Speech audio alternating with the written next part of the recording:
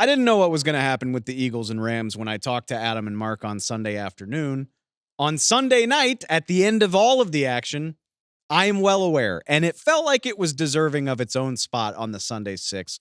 So in the fourth spot for Week 12, it's the Philadelphia Eagles coming out to LA and mauling the Rams. LA playing for a chance to tie for the top of the NFC West. They don't come close. They run into a buzzsaw of a team.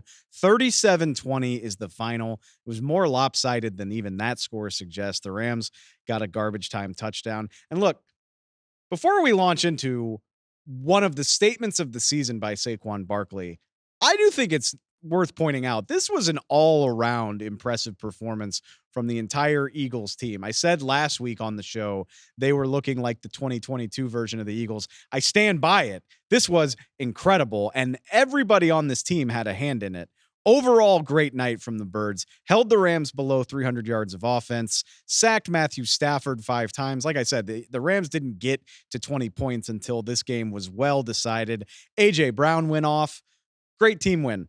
But with all due respect to all of those things, it's all going to take a backseat when your star running back makes one of the statements of the season. And that's what this was. The Saquon Barkley game, 255 rushing yards. It's a career best for Saquon Barkley. It's an Eagles single game record, topping my buddy, LaShawn McCoy.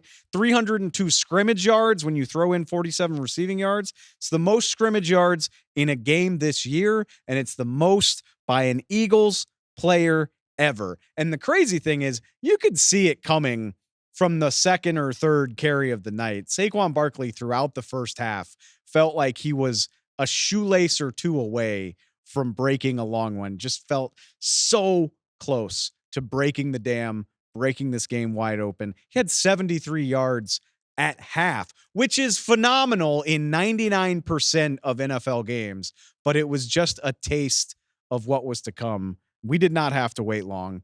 First play of the third quarter, Saquon off right tackle, 70 yards. Just the beginning. He did it again, 72-yarder to close this thing out.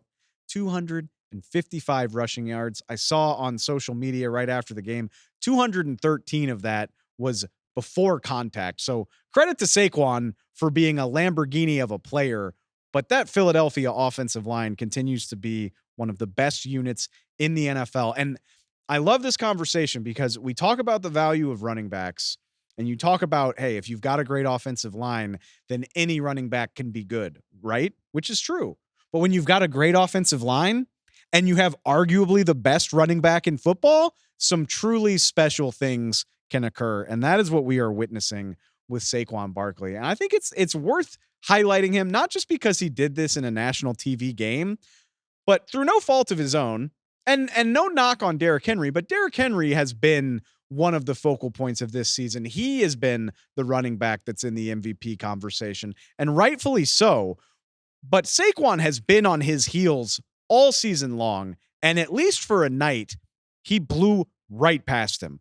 I know Derrick Henry plays Monday night, so we'll see what he does against the LA Chargers. But Saquon came into the game second in the league in total rushing yardage. He finished it far out in front of Derrick Henry. He is only 8 yards shy of 1,400 on the season with 6 more games to play. So not only do I think it's fair, it's at least fair to talk about the guy on the MVP shortlist because his ability has taken this Philadelphia offense from very good to outright scary, and a unit that I just don't think there are more than a handful of teams in the league that can stop. But on top of that, so put all of that to the side, in one single game, you're now talking about potential history here. Because I can't help but notice, and I'm definitely getting a little bit ahead of myself, but Philly has 6 more games. 3 of those come against 3 of the worst run defenses in the NFL. They still get to play a return game against Dallas. They get the Carolina Panthers. They get another game against the New York Giants, who Saquon already dominated earlier this year. 3 games against outright terrible rushing defenses. So not only is the 2024 rushing crown on the table for Derrick Henry, I'm at least looking at Eric Dickerson's all-time record and I'm just kind of raising my eyebrows. I'm intrigued. I'm curious.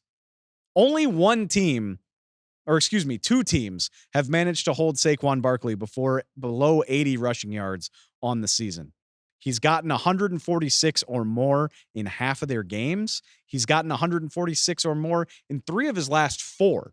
If he's even close to this current pace over these last 6 games, 2105 is within reach is a stretch, but it's worth thinking about. It's worth being intrigued about.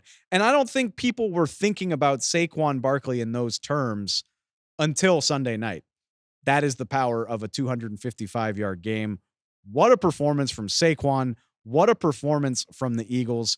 Got them looking like one of the very best teams in the NFL once again. And unlike last year, where it felt like the wheels were starting to come off around this time of year, just looks like they're getting better and better every week. And if that wasn't exciting enough, who's next on the schedule? Derrick Henry and the Baltimore Ravens. So we will get the running back Renaissance Bowl at this time next week. Already geeked for it.